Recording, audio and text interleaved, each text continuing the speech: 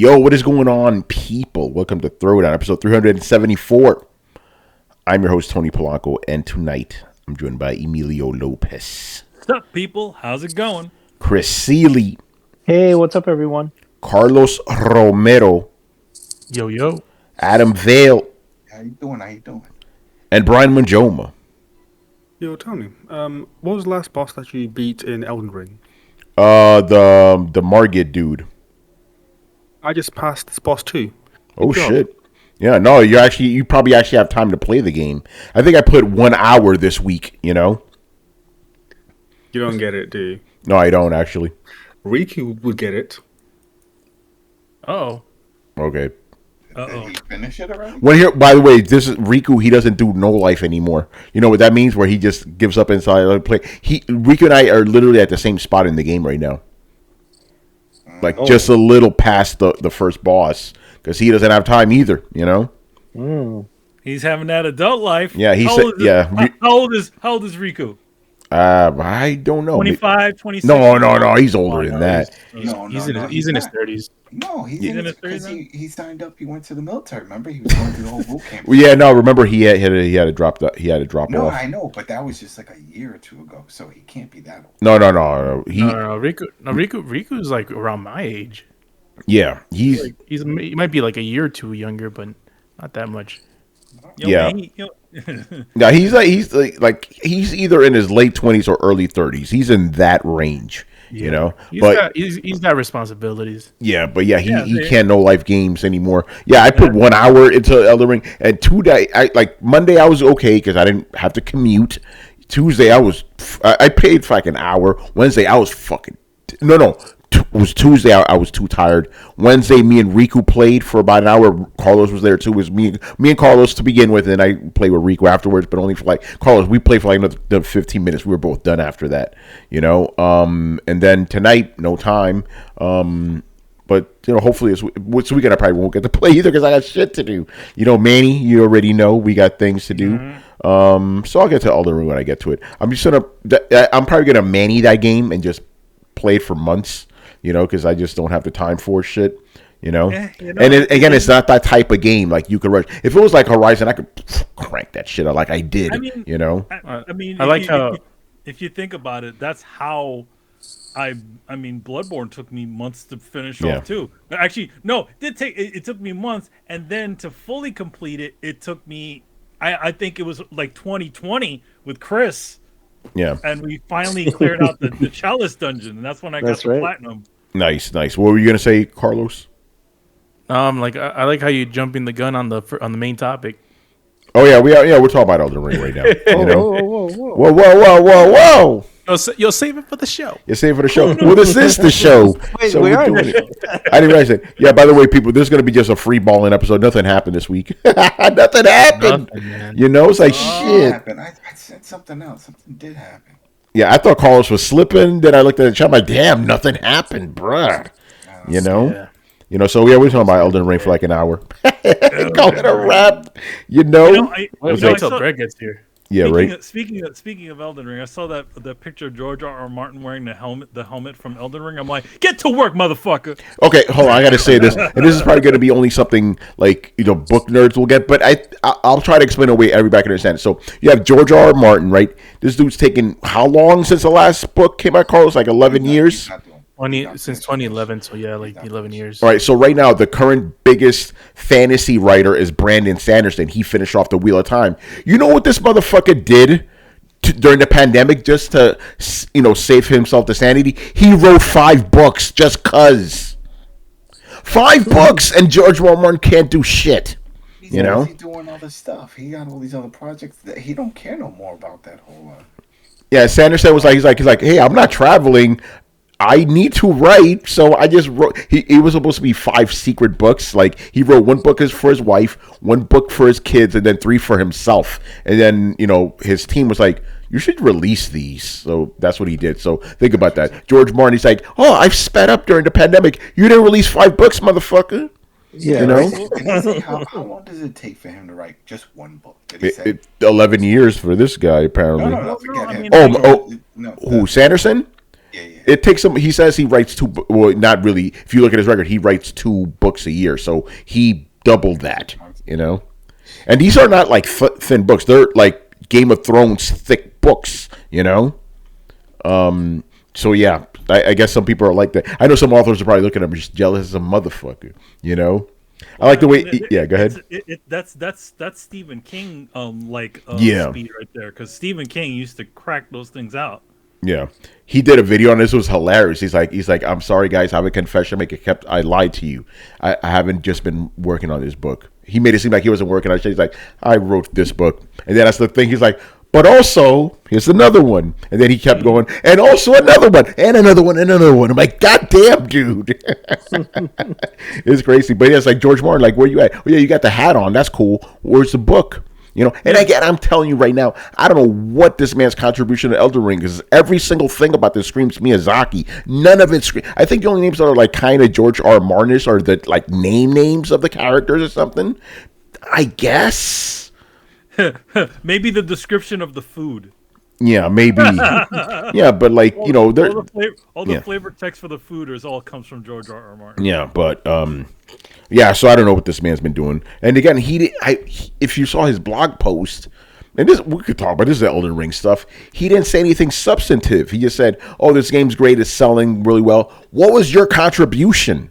Tell me, please. There was one interview. There's one story. Yeah, he didn't. No, he did not. He did not write the story at all. He didn't actually write the story. He actually did a really small sentence. He talked about Elden Ring. And he's like, yeah, they had this story, and they asked me to sort of work it out and do all kinds of other things with it. So it was like he had initially wrote something, and then they sort of just went. He said, I wrote this stuff, and then he's like, then they went in their own direction.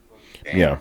But again, bringing it back to Sanderson, this is a guy because he does like live things and stuff. He's always like autographing shit. So he's like, okay, I'll just answer fan questions. He literally spent half an hour explaining why he loves the Dark Souls series. I'm like, why not have him get involved? The guy does college lectures wearing the Sunbro shirt.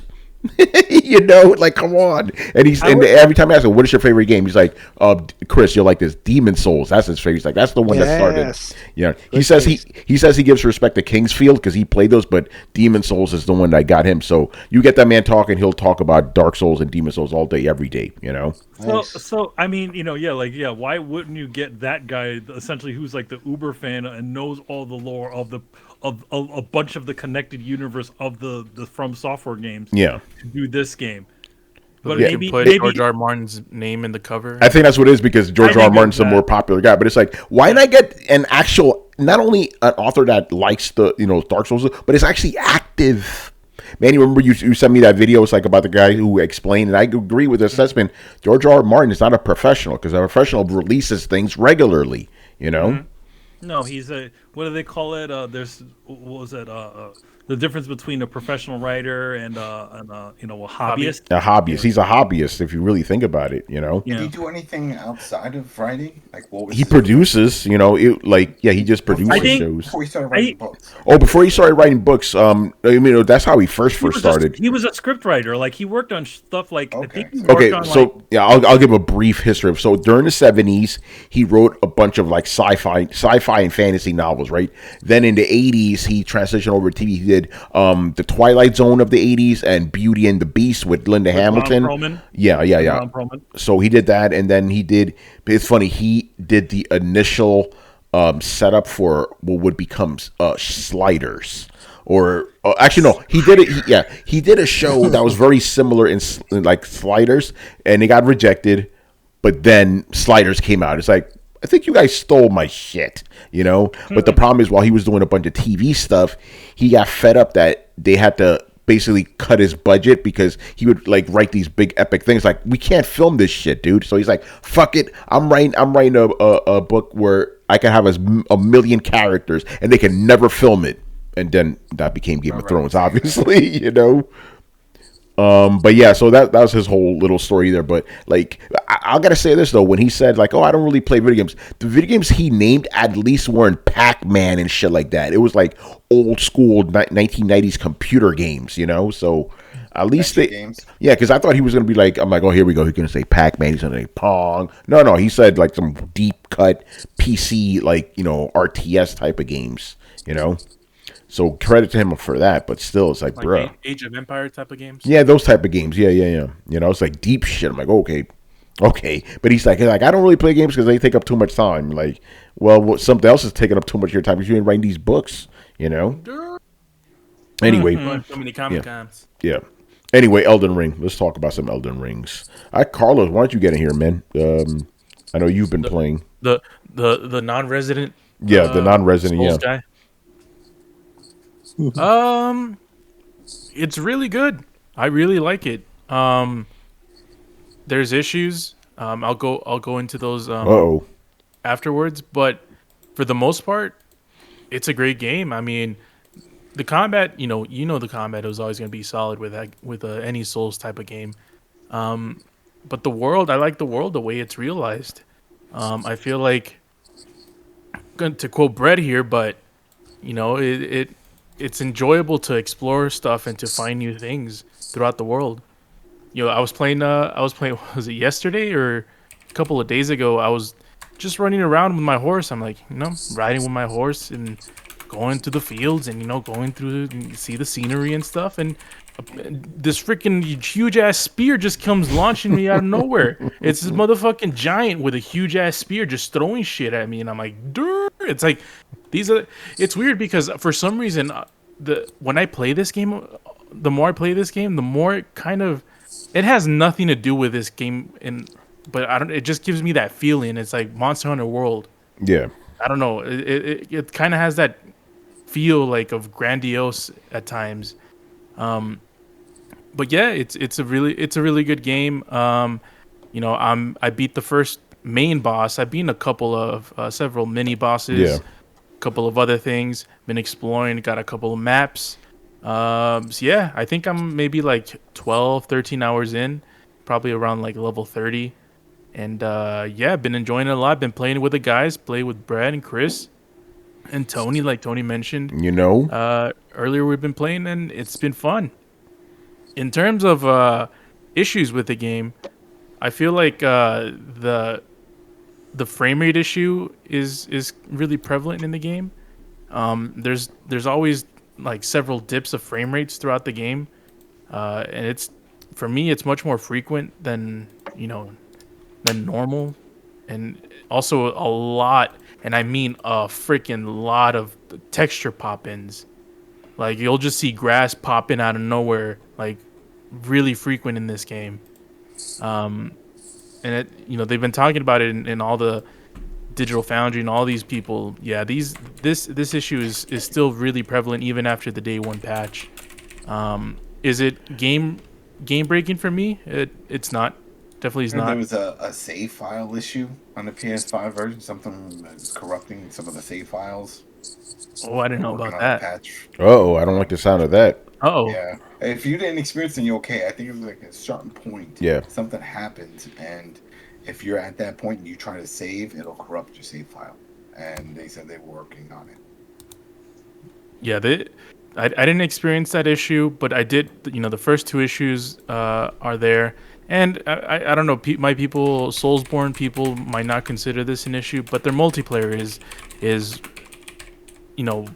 out of date. They need to update the multiplayer aspect of the game.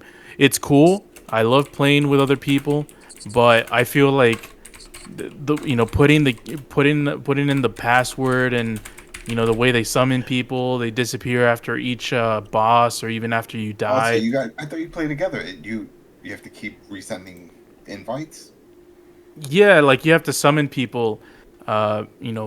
Every time you want to, you have to eat and I don't mind, like, you have to craft something and then you have to use it. I don't mind that. I mean, if it's part of the experience, it's part of the experience. But I feel like just some parts of the multiplayer and the co-op can be, redefined and, be made better. I just find it funny how none of that it's the same.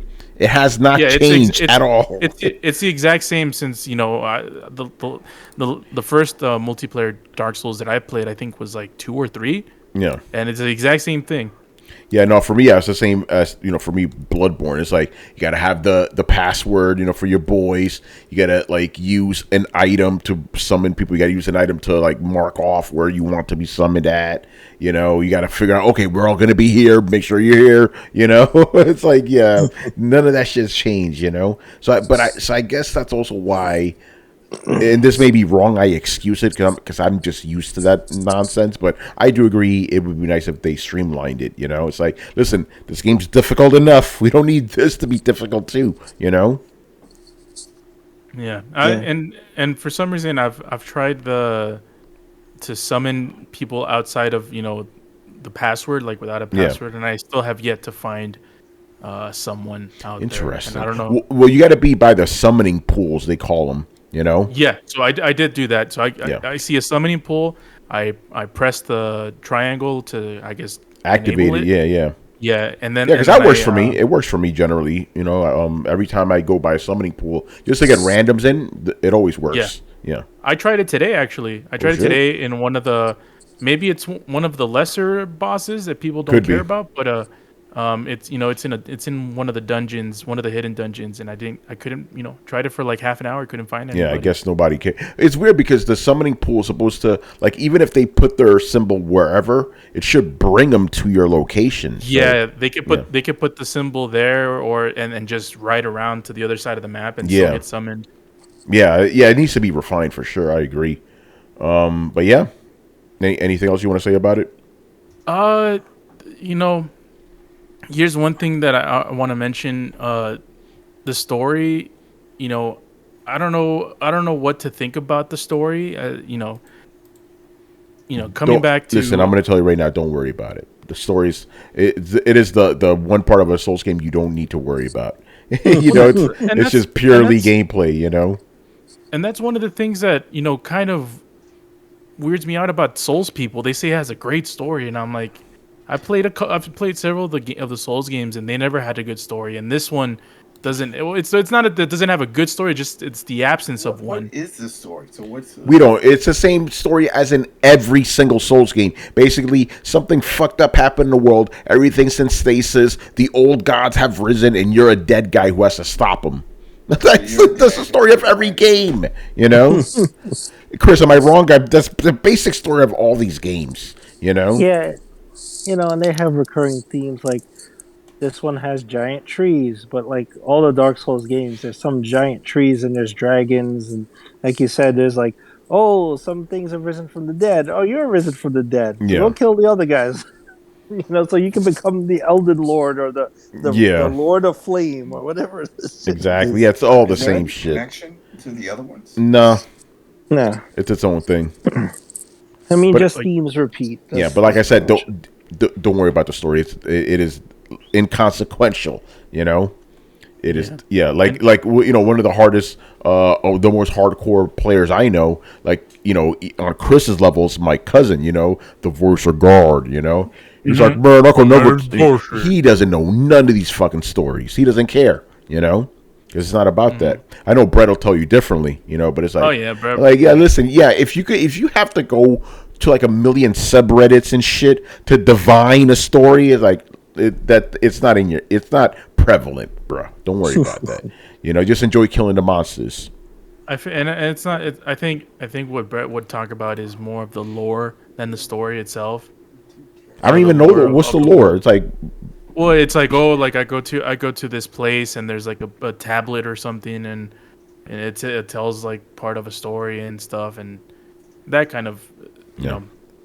But the game, I mean, with all those complaints, the game is still great. It's one of the, I mean, I've only played 2 games this year, but it's one of the best I've played. Yeah, for sure. Yeah, no, I pretty much echo those sentiments. The game is dope. I'm having fun. I've learned, and actually wrote an editorial about this, where I was basically like, okay, basically this game you can't rush it. This is true for all the Souls games, but this one specifically, because I got to the first boss in like 2 hours. I don't think I was supposed to do that. I obviously was not supposed to do that. I was supposed to go around the world, explore everything, every nook and cranny. And you guys know that's one of the reasons I could not stand Breath of the Wild, because they didn't have any markers or anything.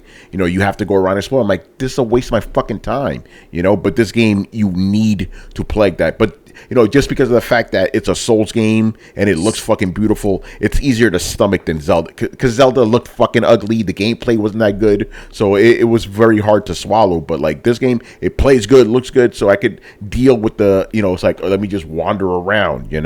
But there definitely have been some like moments, a lot of them. Yeah. Like I've literally become that baby from the meme. I walk in tiptoe and then walk right the fuck back. Like like the night before that, I'm in the swamp and shit, taking my time, and I see all these dead motherfuckers. I'm killing them, and I see these dudes all the way in the far background. They're like huddled by a fire. I'm like, all right, bunch of punk ass bitches. I'm gonna fuck them up. Man, as soon as I get close, this big ass dragon that swoops in. I'm like, no, get the fuck out, Well, that same thing happened to me, and I was actually talking to Chris. I was in what was it Khalid, or I forgot the name of that place. Kaled, yeah, you were Kaled. I was in Khalid. I was riding my horse, and there was like 3 freaking what's it called? The fucking dragons. Like there's like 3 dragons just chilling, and I'm like, run back. Run back. And there was this other instance, and this happened right after a dragon. I'm like, I'm not fucking with that dragon. I turn around, I see one big crab and a bunch of little crabs. I'm like, I'm gonna fuck up these little crabs. I'm gonna fucking up the little crabs. They take one hit. These 2 big motherfucking crabs just came out of the ground. I'm like, fuck. So I'm running. I'm running away. I'm like, Tony, you got a horse? Get on that motherfucker. Get on the horse. I ride up the hill. I just stop and chill for a minute. I turn around, those fucking crabs are still on my ass. Yeah, like, what the fuck? I will say, one of the best things about the game, and I didn't even think about this when I played the older ones, but one of the most enjoyable things about playing these games are the messages that are left behind by the player, by the community, essentially. It's like, those are fun. They leave jokes, they leave hints, they leave troll things. It's like, I don't know. I really enjoy that aspect of the game. Yeah, no, but I am learning to enjoy the surprises. Yeah, I was just walking around and I heard someone go, "Hey, over here, turn around." I'm like, "The fuck?" Turn around. Oh, the cup dude. Yeah, no, and this dude keeps talking. He's like, "Oh, why won't you look me in the eye?" I'm like, "Yo, my man, where the fuck are you?" Right, I'm looking up at the trees and shit. Can't find this dude, And then I see this one bush that's like red. I'm like, it's interesting. We whack the shit, puffs up, and this like kind of like rat dude is like, "Oh, thank you, you've broken the spell." And I'm like, "Oh shit!" And then he tells me that he used to hang out in a cave full of his people, but they cast him out because he was smart. He knew how to talk, right? He's like, "Oh, like if you help me back there, I'll give you something." I'm like, hold on, I killed everybody that was there like an hour ago. Okay, so I need to go back and see what reward he's going to give me, if he gives me a reward. And he had like a little like top hat, kind of like 1800s, looked like something out of Bloodborne. I'm like, what is going on here? So that was kind of fun. And then obviously the random enemy encounters. By the way, Carlos, remember we were in that castle last night? You saw an upside down giant that was dead. I'm like, yo, what killed that thing? Oh yeah. Yo, man, crazy that's where game. I died, I think, Yeah. when I was playing with you. But yeah, no, the game is dope. I'm enjoying it a lot. And again, I'm just gonna sip it like a fine wine. But I did notice that after I beating that first boss, things got considerably easier. Not that it got like easy, but you know what I'm saying. It's like, all right, calm down right now. You put in the work. Yo, right now that fucking castle, Stormvale. God damn, that shit is big. Man, I was so. I went to the castle yesterday, and I'm like, okay, because I went with you. Yeah. And I'm like, let me get through this, see if I can get through the castle. No. And I went to a part where there's literally like 50 dudes just like aiming at a spot when you go outside. Well, before you go on, I call that the spot of my eternal disgrace. I lost 9,000 souls in that fucking spot. I lost my souls too. All of them. You know what? You know why I lost the souls? Because I died there, and I'm like, God damn it, I gotta go back there again. and then I went back and I fell down a freaking. I thought it was an elevator shaft. It is, but I had to pull the lever and I forgot, and I I fell down the freaking elevator and I died. Yeah. Oh no, it's funny you mentioned that because something similar happened to me. So I died there. I'm like, I got to go back for my soul. So I'm going up and I'm fighting this one dude, right? And I thought I was doing pretty good, right? It was one of those night dudes. And he and I was like, at the top, like kind of at the top of a roof or whatever. So this dude comes at me with a swing, and I jump back off the fucking tower, bro. Oh, damn! I jumped right off the tower. I'm like, oh my fucking god! 9,000. Yeah. Oh, hold on, real quick. Mob Hits goes. Do you guys think Castlevania would work in this type of Souls mechanic? Bob Hits, if you've heard the show for years, you know that I said that Bloodborne clicked for me when I realized it's the 3D Castlevania game I've always wanted. So yes, absolutely. These games are all Castlevania games as far as I'm concerned. I mean, especially with Bloodborne, you had the trick weapons that you had, like the cane that became a whip and all that stuff. Yeah, man. Yeah. So we've on Throwdown, we've been saying that for years. Like these are effectively Castlevania games that we've always wanted, by the way, shout out to Giri. I don't know if I said your name right first time in the chat. Appreciate that. They say Castlevania would be dope in this style. Listen, just do what I do and just consider these games Castlevania games and you'll be all right. Because it works. It works as Castlevania games. Anyway, Carlos, Konami ain't getting on this shit anytime soon. No. All right, Chris, any thoughts? As the resident Souls fan. I mean, the game is great. Like, I'm thoroughly enjoying it. Like, the exploration is great. I killed Margit, but I didn't explore Stormvale because I wanted to go find some good weapons. I wanted good weapons and good armor and some talismans. So I'm like, let me just go explore. I started going around everywhere. You think you lost a lot of money. I think I lost 30 grand in Caelid. Damn. So you have to just make peace with, like, in some places you're not supposed to go and you're just going to get smoked. I fought a giant lion that had a sword strapped to each front limb. I heard about that. Yeah, so it's insane. And it's just like, I'm not supposed to be here, but I'm going to make the best of it. And, but the game is pretty. It plays like a Souls game. This I said before when I think Riku was on. I said Dark Souls 3 are the most polished combat. Now this has topped it for me. Like with the weapon arts, the guard counters, and all that stuff. This has the most polished combat. The steed is the great equalizer because if you have to run, there's a few things you can't get away from. I will warn you now, the giant crows in Caelid, you cannot run away from them on the steed. Uh-oh. They will catch you. So if you see them, like, either prepare yourself to fight, or if you can, hide and teleport away. But if you try to run on the steed, you will not get away from them. The crazy thing is, like, when you're actually in combat in a steed, it actually takes away from your endurance. Yes. Yeah, so if you do the sprint, it takes your stamina. Yeah, I found steed combat is not that good. Like, if you're fighting another person on a steed, like, those guys running around on the horses. I'm not talking about I'm talking about the regular guys. Like, I find I'm better off just fighting them on the ground, like waiting for them to come, and I do the shield counter, which is fucking great. I abuse the fuck out of that, and then just whack them in the ass. You just got to be careful because the horse will kick you in the face if you're too close. There's some enemies though that while you're on a steed, the combat is preferable. Like, I kill the Erd Tree avatars. If you go to the minor Erd Trees, you'll see these avatar things. There's these tree-looking dudes with giant halberds. Yeah. And the best way to take them on is on your horse. Like, I found that strategy never fails. Okay, good to know. Yeah, Chris, I that's the last thing. No, that's the second to last thing that killed me in this game.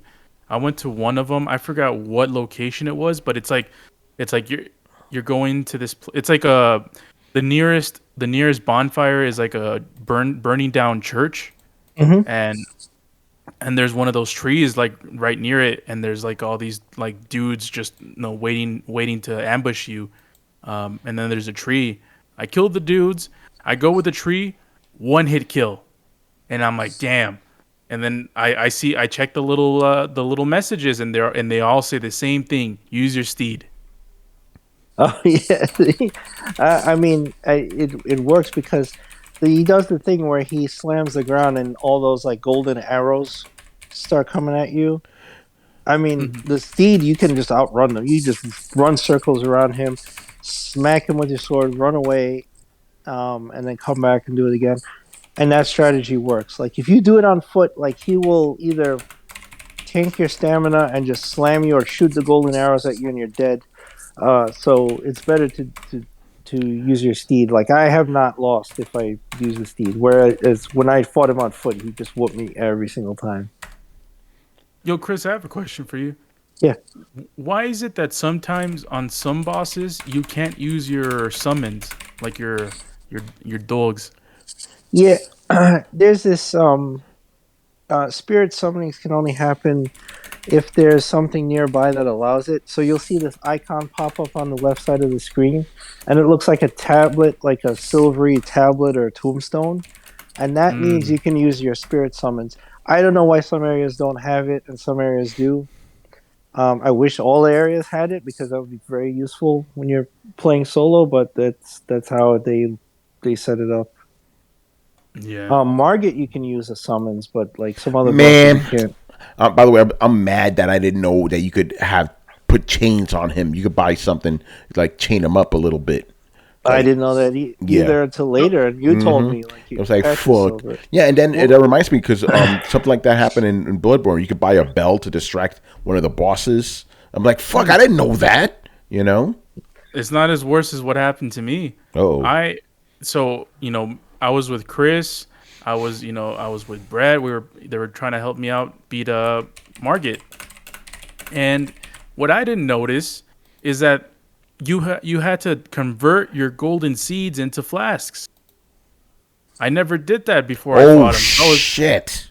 So I was running around with my regular, like just the stock flask, and that's what I got as my attribute at the beginning of the game. Yeah.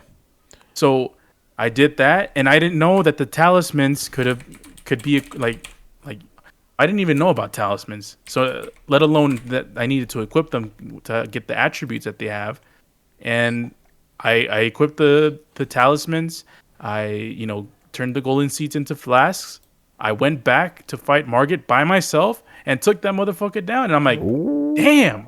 There you go. Yeah, see, you changed the whole game dynamic now, right? Mm-hmm. Yep. All because of the flash. I didn't know that with the golden shit because I have a max of 4 flasks. I'm like, I need more, man.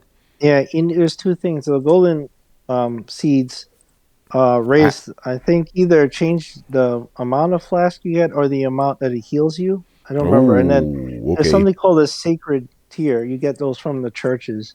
You find them near the statues, and that increases the amount it heals you. So I need you could that. have one flask heal you. Like right now, my flask for my health level, it heals me fully. Like I could be near death and I drink one, and it just fully heals me. Is that because of the gold? Was it the golden what? The sacred tier. Okay, sacred tier. Because I believe I have a couple of those. I have some golden shit. Because my flasks suck. They only heal me up like halfway. And I'm glad I brought up this conversation because the sacred tiers, I still have yet to use those. Ooh, I haven't used any either. So if I use them, then it'll raise the amount they heal up. That's good. Yeah. Yeah, that's awesome. But yeah, we'll again, this is a game we'll be playing for a long, long time, so we'll probably keep talking about it. Well, at least you guys. Yeah. Hey, Carlos, you gonna be done? Well, I'm not gonna be here so for a month, so it's like, damn. As soon as I fall in love, man, I gotta leave. Well, put it on a Steam Deck. Take it on the go. Oh, segue, boys. Somebody been reading the news. Well, that was the news that they had that drift, right? Yeah, we're talking about that. So yeah, let's talk about Steam Deck. So yeah, so there was a report or whatever. You guys have filled me in that the Valve Steam Deck had stick drift. They fixed it with a patch, I believe. It was a firmware thing. They said it was a dead zone. Yeah, it was dead zone. Yeah, and it was a picking up because it was videos where people were showing. It's like, look, I'm moving in. It's not responding, and it looked bad. it got a lot of people nervous and thinking, "Oh, here we go, Joy-Con all over again." Yeah, that's what people were Joy-Con thinking. Yeah, boys. Joy-Con boys, Joy-Con boys. But but then they released that patch, and people started. The same people that post the other videos were posting new ones saying, "Look, it fixed," and they were showing it working. So, thankfully, it sounds like it was a firmware issue. Also, something we have to mention is that since last show, Steam Deck released. Yes. And Obviously, we who can't. got it? Nobody. No one. Nobody got it. That one dude that Gabe Newell came to his house. He's the only guy that got it. You know. It wasn't one dude. It was actually quite a bit. Like he was delivering. Well, they don't listen to Throwdown. You know. No, I did. Well, it's not all sunshine and rainbows with this because I did see some videos of people like this. Oh, Gabe Newell robbed him.